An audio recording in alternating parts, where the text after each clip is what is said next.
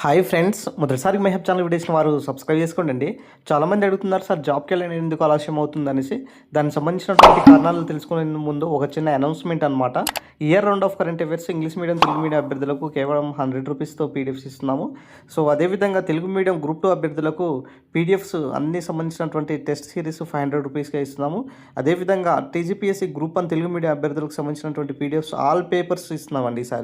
ఈసారి 20,000 రూపాయల ఖరీదుకి సంబంధించినటువంటి పీడిఎఫ్స్ అన్నీ కూడా కేవలం 1000 రూపీస్కే ఇస్తున్నాము.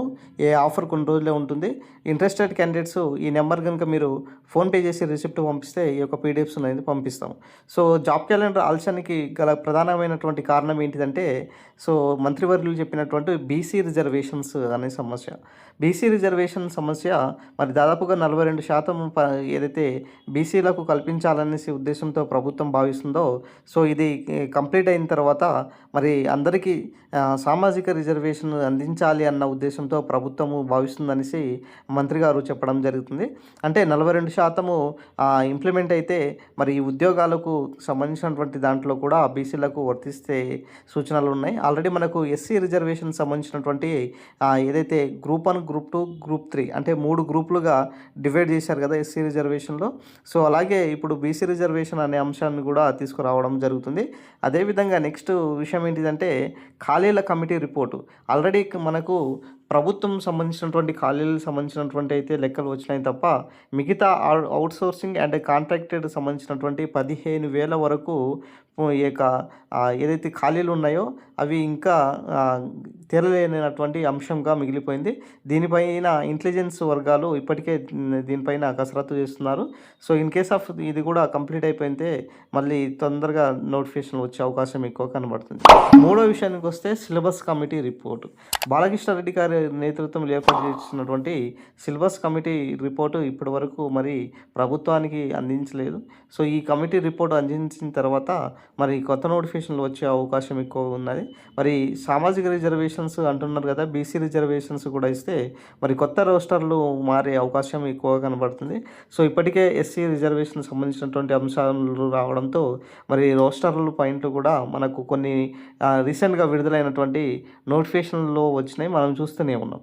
సో ఇప్పుడు కొత్త రోస్టర్లు వచ్చిన తర్వాత మరి బీసీ రిజర్వేషన్ సంబంధించినటువంటి అంశంపై వచ్చేటప్పుడు కొత్త రోస్టర్లు కూడా తయారు చేసే పనిలో ప్రభుత్వం అయితే బాగుంటుంది. అయితే ఈ బీసీ రిజర్వేషన్ అదేవిధంగా ఎస్సీ రిజర్వేషన్స్ రెండు కూడా ఆల్రెడీ ఎస్సీ కంప్లీట్ అయిపోయింది కాబట్టి బీసీ రిజర్వేషన్ ఒకటి కంప్లీట్ కావాల్సింది కాబట్టి మరి దీనికి సంబంధించినటువంటి ప్రక్రియ అయిపోతే మరి అందరికీ ఉద్యోగాలు కల్పించాలనేసి అంటున్నారు. సామాజిక రిజర్వేషన్ అంశం అందించాలి, ఆల్రెడీ మేము 70,000 ఉద్యోగాలు భర్తీ చేశాము అనేసి మంత్రివర్యులు నిన్న చెప్పడం జరిగింది. కాబట్టి ఏదైనా సరే మరి వచ్చేటటువంటి డేస్లో అంటే ఎప్పుడు అనేది నెక్స్ట్ వీడియోలో క్లియర్ కట్గా అనౌన్స్ చేసే ప్రయత్నం చేస్తాను. దాదాపుగా 40,000 నుంచి 50,000 వరకు మరి తెలంగాణలో మరి భారీ నోటిఫికేషన్ అయితే చూడబోతున్నాము.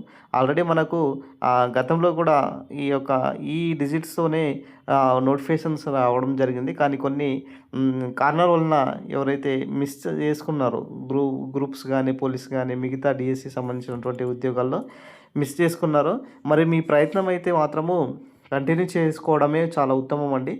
వన్స్ మీ ప్రయత్నం ఎప్పుడైతే ఆపారో అప్పుడే మీరు విఫలమైన చెందినట్టు.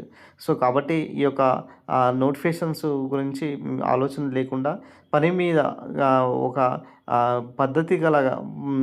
పద్ధతితో మీరు కనుక డైలీ పని చేస్తూ ఉంటే ఏదో ఒక రోజు ఈ పనే మీకు సక్సెస్గా మారుతుంది.